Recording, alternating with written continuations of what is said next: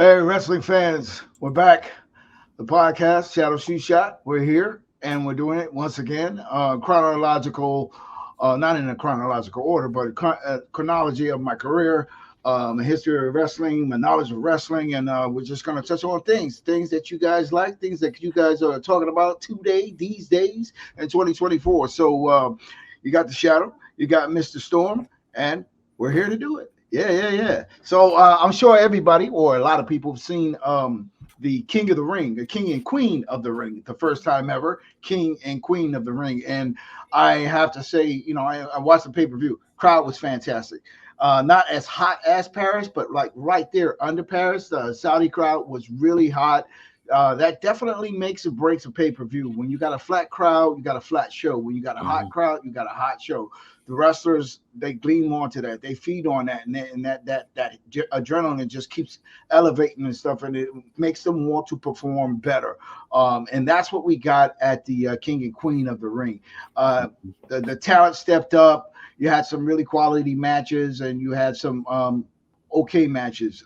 But some interesting things as far as the storyline goes. WWE storyline is moving forward. They're progressing forward. And the winners of the King of the Ring was Gunther versus Randy Orton. I have to say, Randy took all those shots from Gunther, and I was just like, wow. But when he got him in that corner and he hit him that real big hard chop, it was like Randy was just like, oh, okay, this is what everybody's talking about right here. I feel it all. But as Randy is soon to be legend, he took it and he delivered it. And Randy Orton, man, he's definitely going to be a Hall of Famer. This guy is that guy. And oh yeah. I think at this point in his career, it's like Scott Hall. He's like, he'll get in, he'll help put the young guys over, he'll help what's best for business. And I think that's one of the big qualities of Randy Orton and stuff. They did it for him, he's doing it for them. And this is the stage of his career to where it is good for him to help elevate others' careers. AJ Styles is another one who definitely helped with the Cody Rhodes match and putting Cody over clean. So Randy putting over Gunther, that was really fantastic. And then now the question is, who is Gunther going to face next? Because SummerSlam, we got he gets to choose which champion he gets to go after. Does he go after the world champion, or does he go up the undisputed world champion? That's the question. If you ask me, and thinking about where creative is and where creative is going, the Cody Rhodes and the Gunther is like, do you give that away? But it is SummerSlam. So if you talk about high marquee, big time pay-per-view, it's WrestleMania, Royal Rumble, SummerSlam. Those are the three big ones. Yeah, you can say Survivor Series or what have you and stuff, but those are my three favorite or top pay-per-views that I make sure I don't miss. And if you're going to main event a SummerSlam, I would say Gunther going after Cody Rhodes would be the ideal thing. But him as a young up-and-coming talent, do you allow him to be put over clean by Cody Rhodes? Does he put over Cody Rhodes clean? That's the question, because they're lining them up for Cody Rhodes and stuff. So that's the question that needs to be answered. And then also the question is Priest. Would it be better for him to go after Priest? Would it be better for him to win the title from Priest? Damian Priest is still getting his footing as a champion, and he's getting ready to defend the title next month against Drew McIntyre and the Clash at the Castle. So here's the question I'm asking. Creatively, has the WWE taken a step, because they know that Drew McIntyre and Gunther, along with Sheamus, had put on tremendous three-way match. That's what took him to that next level. So the question would be, would Priest put over Drew McIntyre and Drew McIntyre face Gunther at SummerSlam? Creatively, you would say, that'd be interesting. Then if you throw it to the mix of a three-way maybe with McIntyre, Gunther, and Priest, that'd be something too. So maybe he should stick with Raw in the World Championship there and see where it goes. Because if it's a three-way, Gunther won't get pinned. So Gunther's credibility as like this unbeatable guy can stay in play, But if he goes after Cody Rhodes one-on-one, that's going to kind of damage him a little bit. So it'll be real interesting to see what happens in regards to that particular matchup and which champion he decides to go against. Well, Shadow, let me ask you a question. Did you think that that Logan Paul, the push now is kind of regressing since Cody did kind of like, get the spot over, which we always knew that was going to happen. But what do you think they're going to do with Logan? Because really they have been kind of propping him up. And this is the first time he's had a setback. So where do you see him going from now? Well, with Logan, it's interesting because, the brothers, Jake Paul, Logan Paul, Jake Paul versus Mike Tyson. Come on, man. That's like the biggest gimmick match. But it is. I think that there's like so much fear now looking at Mike Tyson's videos and looking at how he's training. He looks like he's a beast. He's like in such great shape. And I'd be scared to face Tyson, man. Oh, I would be too. Especially at this point where we're looking at the videos, I'd be like, I think he broke his nose or broke his hand or something like Jake Paul or something. So it's like maybe he's trying to back out or something. I don't know. But even if it was the money, I'd go down in like the first 10 seconds. He hit me one time and it's over with. I'm done. Well, the worst part is I don't think Tyson's taking this as a gimmick. No, he looks like he's putting in some serious work, and there's no amount of money on the face of the planet that I would get in the ring with that man because he looks fiercely determined. And I think that Jake made it a joke, and it doesn't seem like it's a joke anymore. Not anymore. No, and I think he's pushing some buttons, and just like they said about the Minnesota Timberwolves versus Kyrie Irving and Dallas Mavericks. Exactly. They said you woke the bear, you poked the bear, and now they down too. Made a joke. Kyrie don't play. You better take things seriously, or else it escalates real quick and everything. But absolutely. Getting back to Logan, where do you think Logan goes? What is his next? Because it seems like they've kind of lined up all of his opponents, and he seems to have blown through them all. So where's his next? Where's the thing that pushes him over one step into really legitimizing his wrestling run? Well, I think and that's where I give props to the Paul brothers.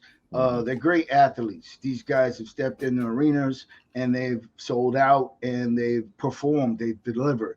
We'll see if Jake can deliver against Tyson and they'll turn into some BS gimmick.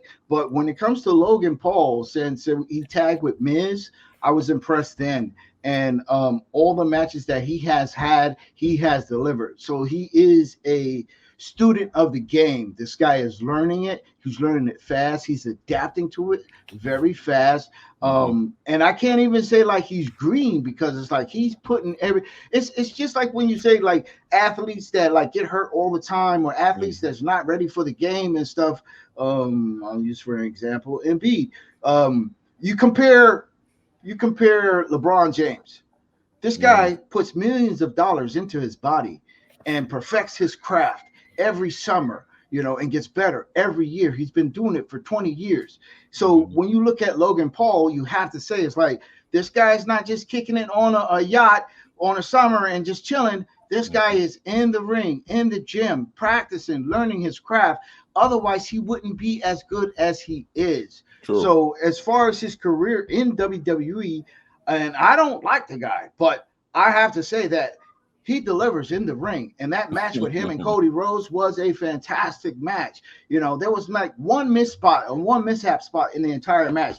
And so I would say he's got a great future ahead of him. I think that, no, he is not ready for a world title. The U.S. title was fine, but like you definitely need somebody that's going to take that U.S. title and run with it, defend it, and so forth and so on. I think that as the WWE is spending time giving guys their flowers, I think that the one guy, LA Knight, deserves his flowers. Make him the U.S. champion. Logan Paul versus LA Knight for the U.S. title, man. I think that could be pretty interesting to see. Both of those guys talking trash. It'll be interesting to see. So creatively, I would go in that direction. U.S. title on LA Knight. And LA Knight versus Logan Paul. That's the direction I would go with stuff. And that could be like a prelude. And I think it is that they for the title, a unified title. So Cody is U.S. champion and WWE Universal champion. So he's going to have defend that title. So Clash at the Castle or whatever it is. maybe we'll get to see creatively, I say, get to see LA Knight get a prequel of what it would be against him for the world title with the US title, and then you do the run with Logan Paul. So that would be my thoughts on those guys, man. I think that it's going to be step up or step off for Jake Paul when it comes to Tyson.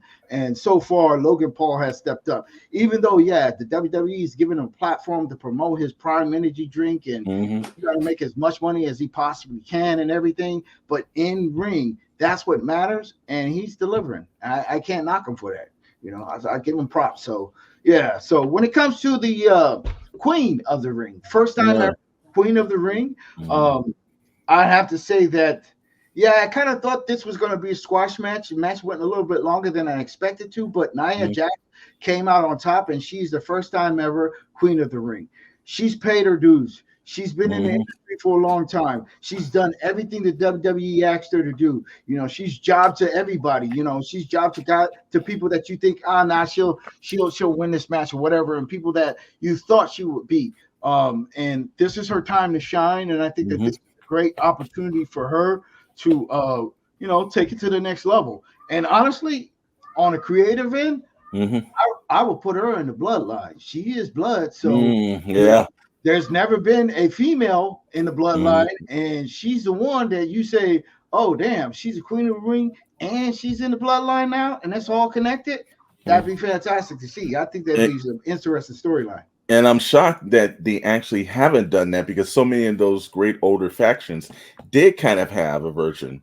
So, I think they're just waiting, because I thought, like, after a while, most lead factions die off after a while. The bloodline's just still picking up steam. So it would make a natural sense to put her in it. So we'll see if they can do that. I think that's a good plan, Shadowe. Absolutely, man. Absolutely. So, and it'll be interesting to see who she faces for the title. Will it be Bayley, or will it be what's her face that just won? See, I don't even remember her name, and she won the title last night. Are you talking about Liv Morgan? Yeah, Liv Morgan. That's her. Thank you very much. Yeah, Liv Morgan. I'm not a big fan of her, but she's doing her thing. But I think she has a good gimmick. I think she has a decent gimmick, especially coming back. After being gone for a while, I think they've kind of done a nice ramp up for her. So, in the beginning, she seemed like she could fall through between any other kind of old school diva that they kind of put out there. And she seems to have ascended a tad bit. It looks like they're trying to take her a little bit more seriously. Well, I think this also creatively, they're looking at, okay, Rhea Ripley may be ready for SummerSlam. So let's put the title on the person that injured her.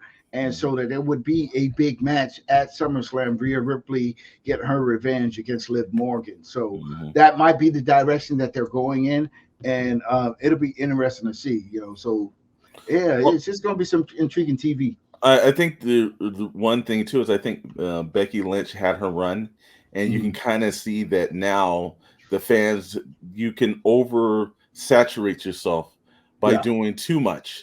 And I think now the fans are with Becky Lynch looking at, like, now you can just leave, and they're looking for other talent and other situations. Because I just think that she did, they didn't do her justice, and they put her over so hard and so quick that now it's like, now fans are just kind of like turning on her. Like, we want to see, because I saw people last night cheering when she lost. And usually it was the flip around that wouldn't have happened. I was like, okay, maybe she might need to take a little time, or maybe she might need to go to another promotion or something and build that excitement kind of back up. No, agreed. The thing about Becky Lynch is that she's been the man for a while now, and her and Seth definitely need a reset. They need to take some time off, and then give it a couple of months and come back, whatever. Come back after SummerSlam. Don't lead into it and then they show up at SummerSlam, but make it after SummerSlam. Take some time off with your daughter, have some fun and stuff. I've seen their posts on Instagram and they're having fun. So Becky definitely needs time off. And it's good because you miss a person when they're gone. So let the fans miss her. And then come back, and then it's like, okay, cool, she's the man again. So I think that's a good thing and stuff. And so in the subject that I wanted to just kind of dig into a little bit more is creative. WWE creative, wrestling creative, and whole in general. Just overall, like looking at AEW, looking at WWE, looking at the main roster and the champions and how they're building and developing their storylines. Key factors of you have to have someone on your creative team that knows what they're doing and knows how to deliver a storyline. And as an example, and then I'm going to pass this to you, because you, a professional writer, screenplay writer, comic book writer, all time, one of the greatest writers I know, and your partner, Dr. Brentley. I know that you guys have vast experience in writing and writing good and quality, giving quality. So as examples first, when you look at the bloodline and you see that the bloodline is taking off into a direction, the question marks are now is like, who are they going to bring in next? How do you make them relevant and stay relevant until Roman Reigns comes back, and then how that would be adjusted to?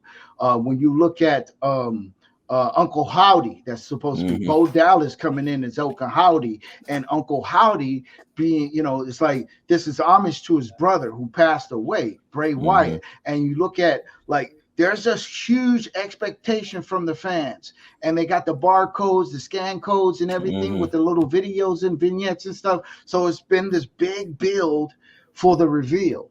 And I wasn't a fan of the Uncle Howdy character. But it'll be interesting to see how they tweak it, adjust it, and how they introduce it, what his interests will be. And so I'm going to ask you is, like, I'm going to use the example, the Madam Web, horrible movie. And I use this as an example because this was one of the worst Marvel movies I've ever seen. This was one of the worst movies that Sony has delivered thus far. And this is supposed to be the Spider Universe. There's no Spider-Man in this movie. And there was no, and that's the same thing that could be said for, what's his name? Venom. There's no Spider-Man in Venom. Venom luckily did well. I'm not a fan of the Venom films, but the Spider-Man films, I am a big fan of. I love the last three films. I thought that they were great. So I'm asking you as a writer, do you see there's opportunities here, or do you feel like the WWE's direction on where they're going and how they presented it thus far with first the bloodline, is it good? And then the second one would be, what are your expectations as a writer to expect from Uncle Howdy's big appearance? Okay, well, a couple of key things. One, it's we'll get to the Madam Web and the Spider-Verse. When you saturate too much stuff, you usually end up hurting it. And usually what they're trying to do is exploit something that's not really meant to be on its own. Yeah. If you Spider-Man, these villains are secondary characters. Well, the one thing that I will say that TKO purchasing, and I think this is a difference. I know a lot of people were kind of like shocked when TKO purchased the WWE, and everyone thought McMahon got to the point where he was splintering stuff, kind of like the same way Sony was. He was just grabbing things and what can I do here? And when you have a mindset that's been done one way too long, then it's not creative anymore. It just becomes my way or the highway. And if you didn't get with Vince, he was going to move you out, and he was going to do the same things that he had been doing for the previous 30, 40 years that he was running the company. Now you've got the opportunity with TKO coming in. Two things. One is that they're an entertainment company. They were longtime agents, and they had that whole situation behind them. So they understand Hollywood, they understand promotion, they understand endorsements. All these things are in a different stratosphere from them. And the same thing with the whole Netflix deal. They understand where entertainment's going. So you have that on their hands. Second is they do have access to writers and storylines and things. Everything that I've seen they rolled out, let's say from January of this year, has been all top notch. There's not one time I've looked at that promotion and I thought to myself, like, these guys aren't trying. They actually have taken it and run. There's a lot of people that are comparing it to the Attitude Era. And they're saying, wow, the stuff that's going on here is, well, because the Attitude Era was extremely creative. It was unpredictable. It didn't do a lot of the whole wrestling norms. The same exact thing in this scenario. We all thought that The Rock was going to naturally win the WrestleMania and be Ascension. And when they made that flip, that's when I knew they understood entertainment.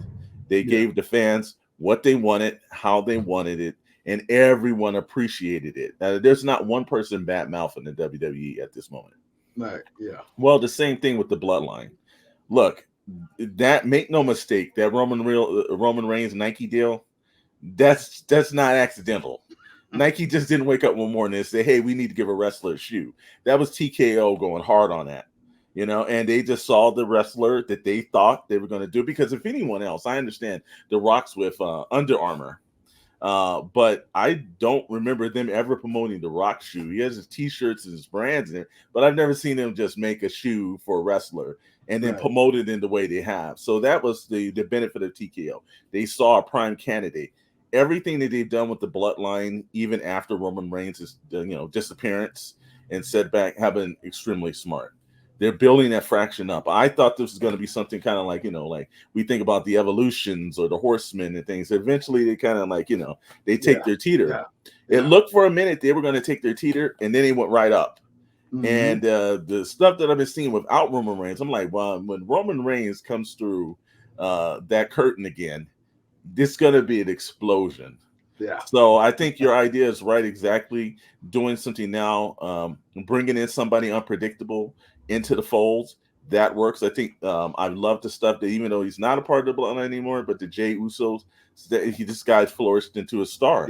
They're building next generation people that have usually, like Jey Uso, let's be honest, about a decade ago, he'd be a background player. They would not look for the push that they're doing. Now they're just taking guys and they're spotlighting them. And so, like, everyone's like, wow, like, you would have never seen coming from that faction behind Roman Reigns, behind The Rock, behind all these others. And then all of a sudden now he's his own separate star. They're doing a great job, man. Yeah. Even their promotions with the King and Queen of the Ring. Years ago, we would have laughed about that scenario. And now they've got it where it's like you're tuned in. You're really looking at these situations and you're like, the writing is top notch.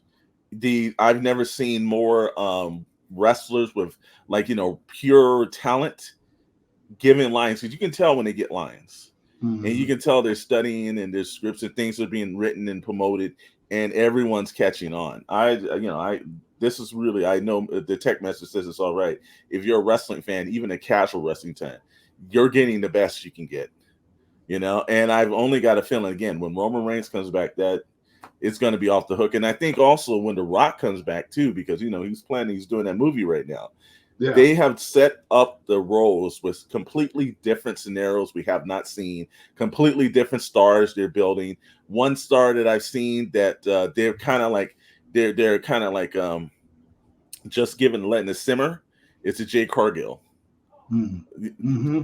This is a superstar. Yeah. Like, this is like when people were like, oh, when Sasha Banks, now Mercedes Moné, and everybody's like missing her. It's like, who's that next person to come in? Yeah. She has presence the minute she comes in. She can talk on the mic. She's like builds excitement. They're slowly building this into being one of the biggest superstars they've had in a while in the women's division. And I'll be honest with you, she looks like she can beat anyone back there. Yeah. So, and creatively, at 100%. Like, but they didn't rush it. Right. They didn't just bring it up and just drop it. They've kind of they're simmering up. And so, every time I see her come out and she does her like little pose and everything, it's like, you're just excited. You're like, wow, she's going to destroy somebody when she gets into the ring.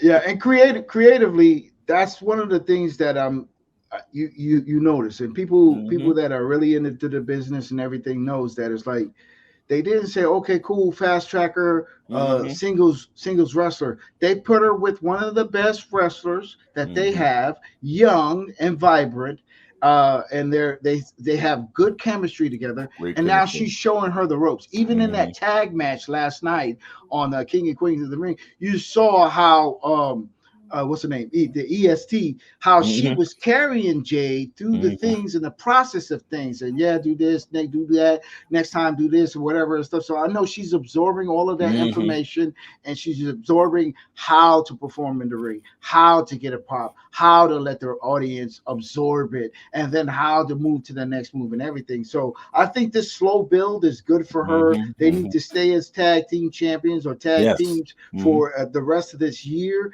and then build for her next year. Yeah, Well, agreed. I think, like it's again, you're saying, what's the difference in between the writing and everything now?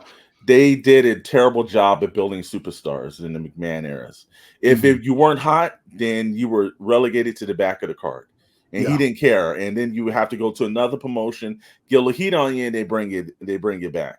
Well, Yeah. now they're looking at down the line, who's the people that we know that can be potentially 5, 6, 7 years down the line, be the next Roman Mhm. Reigns and everything. So how, again, Randy Orton's kind of like, we appreciate everything you're doing, but you've had your pop, you've had your rise. Mhm. That's not going to happen anymore. So Yeah. now what you need to do is put over the next talent, because again, TKO's looking like, what's 7 years down the line? Who's going to be the person after these guys have reached their peak? They're Mhm. building up really strong points. So that's the difference in the writing that I've seen lately, is that they're more willing to give people with raw talent. And as well as LA Knight, would he had ever gotten a push during the McMahon era? No.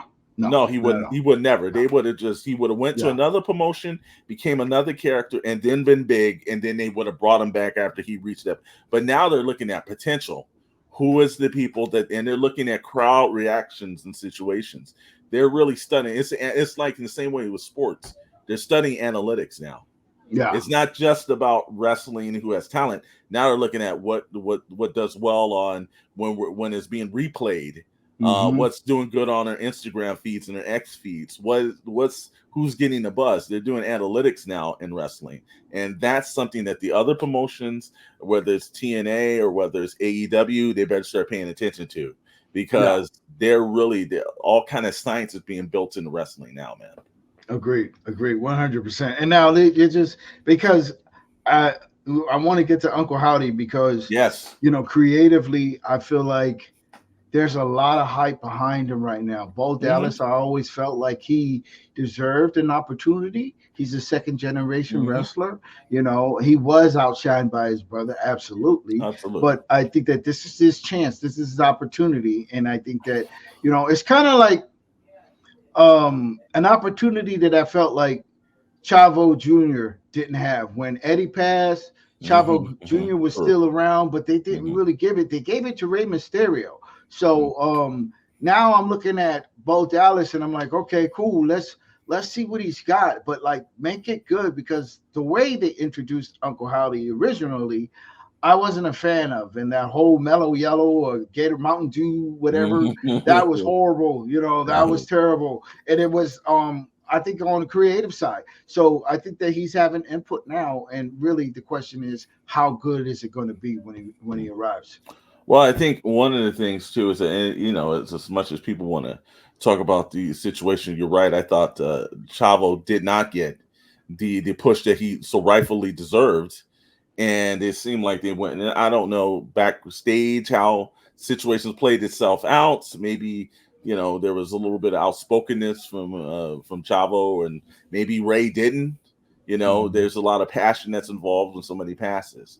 I think that they've actually done a smart job when it came to the same way with the Wyatts passing, and then now they're bringing in someone basically that can get the attention, because the fans, once I know they've been doing documentaries and everything else, and this is a person that I Mhm. think wrestling had certain things contributing to his fall.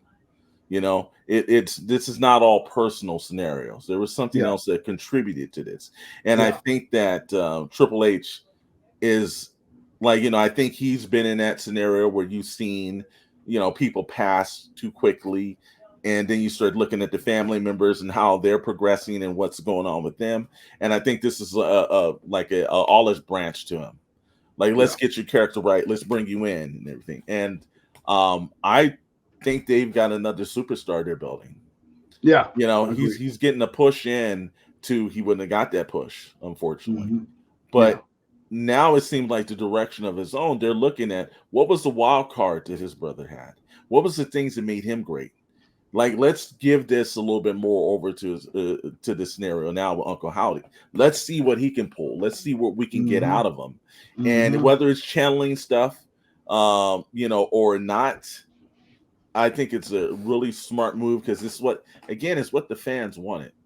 Yeah. It's what the fans wanted, and they're psyched out about it. And I'm like, anything that builds a form of serenity and a little bit of joy from some kind of passing like this is definitely a good thing.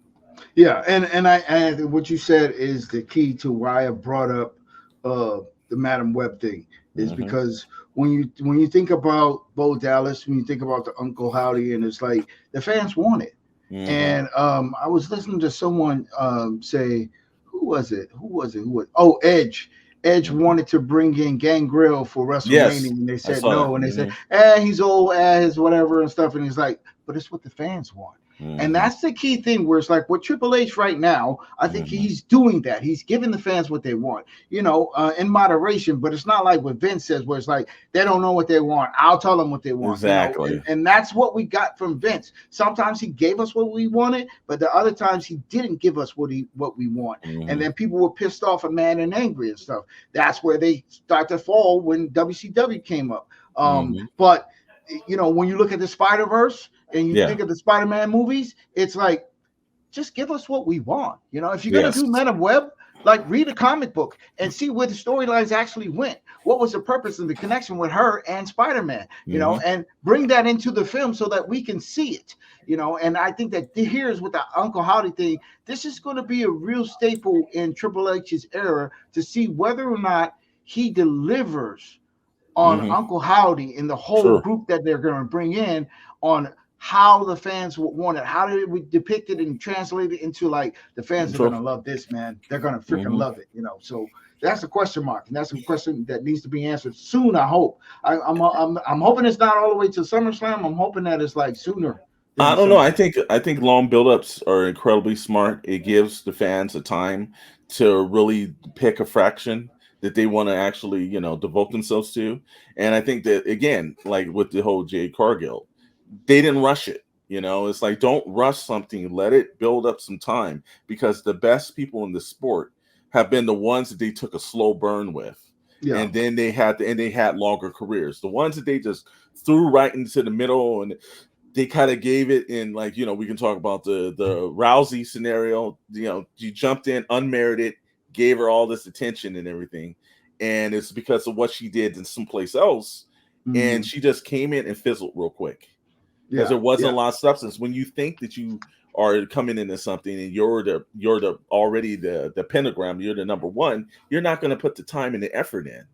Yeah. But when they slowly build you in, you're going to take the train of your knocks. You may listen to people in the back, and you may wait for your opportunity, and you're going to be able to keep that crown or that long run as long as you need to, because you've paid your dues. Yeah, Agreed. And I think that the key to it all, and I think that right now is, like you said, the slow burn is someone from this faction, the messenger, comes and appears on television, and you pinpoint one wrestler that he's going to feud with, and then have them like delivering a message. He's coming, and you better get ready, or whatever it is.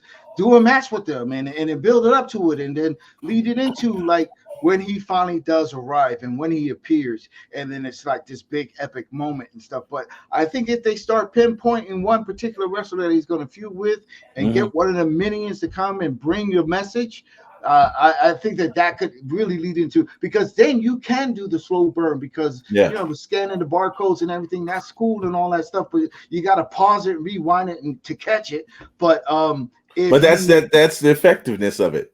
Is that you did pause it, you rewinded, they caught a moment that you're like, okay, I got to go back and do that. Right, it's interactive television. Yeah, like they're giving something simple, yet it is really long and thought out, because there was somebody that thought about that in the barcode and put it in, and they caught your attention, so they got you, brother.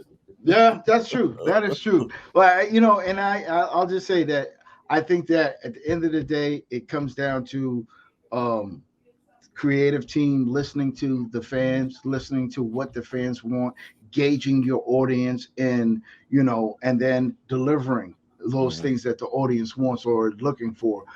If you don't do that, you're not going to have a solid product and content and stuff. True. And as much as I said, I don't want to talk much about AEW negatively, but it's like they have a great opportunity to do just that, and they're missing it. They're missing out. The elite and all that stuff that they're doing, it's not engaging. It's not engaging for me because it's like Mhm. I don't accept it. I don't accept that a tag team, brothers tag team, is running the company. I don't believe it. And people talked about bringing in a commissioner or something like that, or a president or whatever, chief operation officer. Bring someone in, but bring someone that's going to make sense, and bring someone that knows how to talk and knows how to deliver and sell. Well, That's the key. here's the one thing that my observation has been with it. Didn't they do that in the WWE? Yeah, Haven't they absolutely. They're done the doing it now. same? Haven't they done that same gimmick before? Yeah, Like, if absolutely. like you're saying that your fraction of wrestling is completely different, that you're not doing the old stuff from the past and everything. And then you see, Tony Khan being laid out on the floor somewhere. And you're Yeah, like, it's this what you said you weren't going to do, but yet you're doing it. It's yeah. like, be unlike your competition, yet strive to be like your competition. In other Mm-hmm. words, like, don't do the same thing they're doing, but you want to match their success. Right. And that's something that AEW hasn't gotten through yet, because the same way we were talking about the slow burns and the build-ups and everything else like that, and I'll give the Tech Masters words right here. Tony Khan did not do that. He did not Yeah, spend time. He did not yeah. learn that craft. He did not understand about these situations. He learned on the fly, and now he's at that stage where he's not listening to the guys that he had in the beginning. Now he's doing Mm-hmm. his own thing. I know more than these guys who's been in business for 20, 30 years. And, Mm-hmm. when you don't have an appreciation of something, you start to, take it for granted. Well, Yeah. he thought he could come in and get this buzz and was always going to be there. And the fans are not really giving him It's that not appealing. buzz and everything. Yeah. And then you're looking at TKO, who paid attention, and we're like, no, we're going to listen to the people that know what they're Mm-hmm. talking about. We're going to promote Triple H. We're going to let him run the things. And where does he want to move? Yeah. This is how you do proper scenarios. And that's why, again, for the year, I don't see anybody dethroning. I don't think anything that AEW is doing is going to dethrone anything that WWE is doing right now. Absolutely not. No, absolutely not. And I think if really at the end of the day, it just comes down to is like you said, you have to be original. And then it's like nothing's new under the sun. You just got to Mm-hmm. do it better, or you got to do it right. If you Exactly. can't do it right, don't do it at all. And I think that that's the biggest mistake, when the biggest thing that's bothering and holding AEW back. Mm-hmm. But hopefully, it'll get better. Hopefully things are going to change, and they're going to start elevating things and stuff. So get me excited so I'll watch it, Yeah. But for right now, I'm fully enjoying all the WWE programming. I'm enjoying NXT and the new up and coming stars. I'm enjoying SmackDown. I'm enjoying Monday Night Raw. So it is what it is until it's something different. And that's the way it always is and everything. But if there was, let's say that right now, we'll give a hypothetical. If you had the opportunity to start your own promotion, and you've got these existing promotions out right here, TNA, AEW, WWE, what would you do starting your own promotion to set yourself aside from everyone else? I'm going to bring the Hollywood element into it, Okay. more so than the way that WWE gradually does. I mentioned Lucha Underground. I thought that the Hollywood element that they brought to the table was Mm-hmm. so different, because you were seeing like action scenes, like someone had wrote a scene, and you had that, and then you had the match. The Mm-hmm. backstage stuff was like a set, not just like, oh, they're behind the wall with like logos and banners and stuff. Mm-hmm. No, it was a set. It was an office. The things that they did in Lucha Underground was innovative, and I think it was probably before its time, and that's why it wasn't successful, or just the fact that they didn't have any big major stars.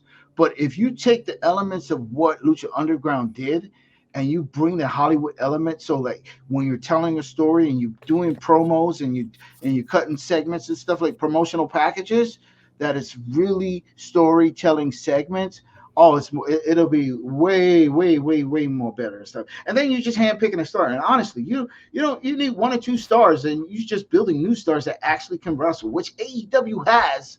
It's just they're not using them correctly. They got a list of guys that haven't been on TV in months, and it's mind boggling actually. Rusev, for instance, is like he started going into this religious thing, and then he just disappeared off of television. It's ridiculous. To me personally, I think that Ricky Starks, this is your guy.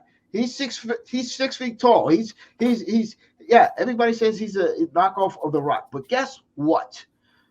LA Knight is a combination of The Rock, Stone Cold, and all these other throwbacks. So if you did Ricky Starks right, if you gave him good interest music, if you did this pyro and made him look like a big star, people will portray him and see him as a big star. That's the guy that you want to bring back and build towards getting a world title and being your world champion. And I will keep Swerve Strickland as a champion and build Ricky Starks until he gets it. That's my own opinion. So, it is what it is. But, like I said, it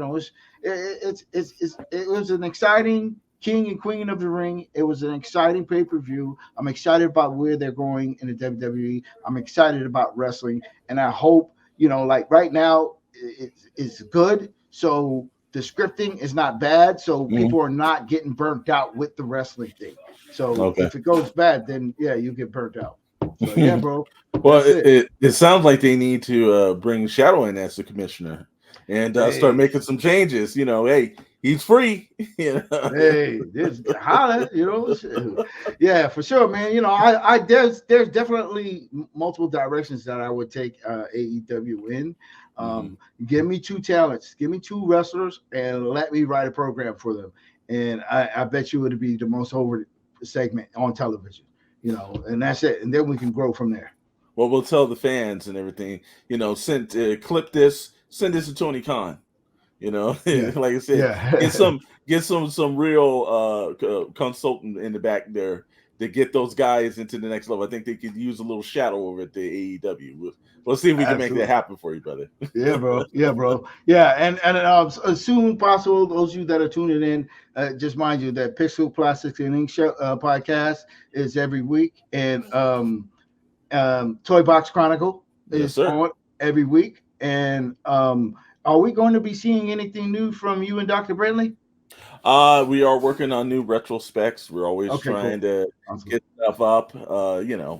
It's just the amount of time and everything is that's the killer. Is that we're working on so many things that it's hard to balance it out. But we're having fun, and we're glad that everyone else is having fun. And I constantly, all the time, get DMs or emails and everything about they love the Shadowe that he has a platform again. I'm like, he never went away. You guys are thinking that he went away. It's just that he decided to bide his time and move into a new platform. So and speaking of that being back, we are working on the what do you call it? The catalog of old shows. So we'll be having that up soon. Mr. Maddox is working on that. And then the other thing, I want to give a shout out to Bad Travels, our sponsor, one of the sponsors on the Shadow Knows Network. Great commercials. If you haven't seen the commercials for Bad Travel, watch the commercials. You'll really enjoy it. And you'll probably book a vacation with Bad Travel sometime in the future. Yeah, they are definitely. We're looking forward to having the N Squared Circle archives put up. That's going to be something that's not even going to fly on just the Shadow Knows Network. That's going to be on Spotify. That's going to be on iHeartRadio. That's going to be on Apple Podcasts. It will be everywhere else, so people can hear the old adventures while you're watching the new adventures. Yeah, yep. And then you get to see the Shadow shoot shot where it originated from. So exactly. But yeah, man, till next time. This is fantastic. I'm looking forward to the coming week and what we will be talking about next. We'll be digging into some things. We're talking to some people to come on the show and do some really cool stuff. Yeah, come in. Stay tuned if you got the guts. And always, please like, subscribe, and comment. Because when you do, Shadowe reads each and every one of them. So you're going to send a direct message through, it's getting directly to him. So don't think when you're going into YouTube page and he's not reading me as, but definitely we're growing. The network's growing. We appreciate everyone here. As usual, always a pleasure to hang out with you, Shadowe. Right on, brother. I appreciate you, man. And everybody else, tune in if you got the guts.